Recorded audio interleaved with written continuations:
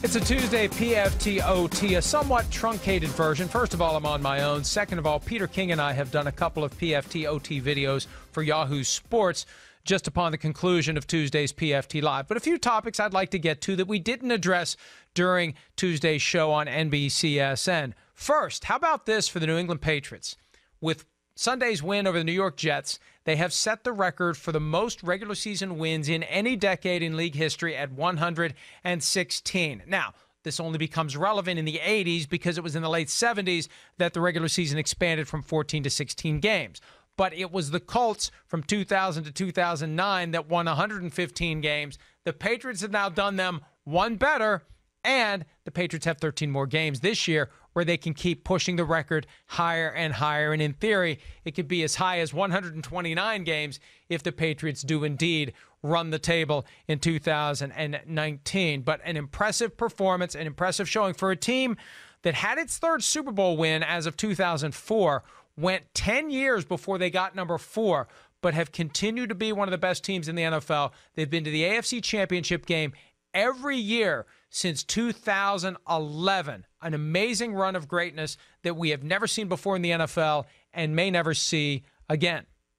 We may never again see Todd Gurley as an offensive player of the year. It's only been 2 years since he won that award. And now, after the knee injuries that he dealt with in 2018, culminating in missing a couple of regular season games and not being the same guy in the postseason, Sean McVay, the Rams coach, insists that the Rams are not managing Todd Gurley's workload. Well, okay, that's fine, but as a practical matter, they are.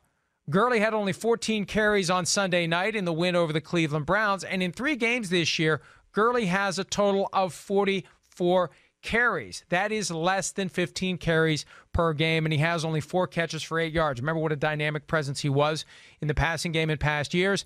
McVay says we're not doing anything like that, meaning managing Todd Gurley. It's more along the lines of each week presents a different approach. It's kind of the feel, the flow of the game. That's fine, but the reality is Todd Gurley's not a workhorse anymore. We knew it last year. He's not happy that people are saying it. That's fine. It's the truth. He's not the guy he was 2 years ago, and he's getting paid a hell of a lot of money to be something more than what he currently is. And it makes you wonder, what will the Rams do long-term with Todd Gurley? Because they have a $10 million decision to make about him in March of 2020, and they've already paid him a lot under this contract that was signed a year ago. They could be at the point where when you do a very careful monetary analysis, you tear the name off the back of the jersey, you forget what he's done in the past. What are you doing for me right now? What can you do for me tomorrow? That could result in the Rams making a decision sooner than anyone realizes to move on from Todd Gurley. For now, though, he's the starting running back. The Rams are 3-0. This is an issue that will need to be considered at some point after the season. But based on the way the season's going, it's a very real consideration for the Rams. Nelson Agholor, the Eagles receiver, has a great sense of humor, and he has taken the high road as it relates to a news clip that made the rounds on Monday. Someone who had helped save people from a burning building, catching babies that were being thrown out of the window, said the gentleman, who was identified as Hakeem Lewis, we were catching them, unlike Agholor, meaning the Eagles receiver who has a reputation for dropping passes.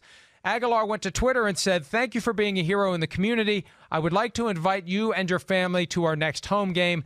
Twitter, help me out and get me in touch with him." I mean, that's a great response. It would be very easy for Agholor to be salty about it, to ignore it, act like it was never said, but to reach out and say, what you did is great. I'm willing to take the heat. I'm willing to be the butt of the joke, but let me reward you for saving some of your fellow citizens. And I like that from Nelson Agholor. It's a brilliant move. It's disarming. People don't expect that. People expect, fighting back and taking offense and always standing up for yourself. And if someone punches you in the face, you punch them back in the face even harder. I like that Agholor diffused the situation, saw some humor in it, and now is going to reward Hakeem Lewis and his family with a trip to the Eagles' next home game. All right, that's it. Quick trip through the things happening in the National Football League. PFTPM coming up later today with MDS Week 3 awards plus answers to your questions. PFT Live back on Wednesday. PFTOT every day this week. And we'll try to do a total of 3 PFTPM podcasts. But a lot to discuss 3 weeks into the regular season. And we'll be back with plenty of content later in the week.